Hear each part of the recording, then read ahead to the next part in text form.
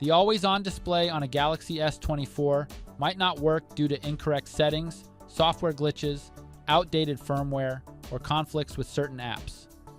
To resolve this, the first thing you should do is adjust the display timeout settings. Head to Settings, select Display, and find the Screen Timeout option. Set the timeout to at least 30 seconds or 1 minute, as this gives the AOD enough time to function smoothly. After making this adjustment, check if the AOD now appears consistently.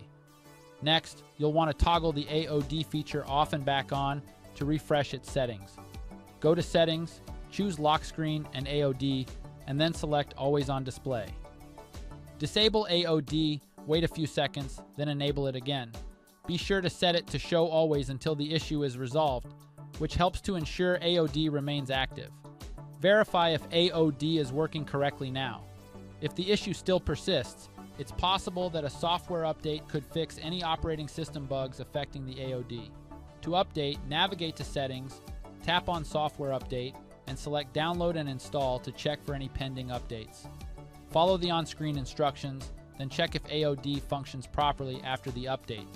As a last resort, if none of these solutions work, you might need to perform a factory data reset.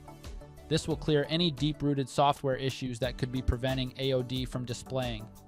To reset, go to Settings, then General Management, and choose Reset.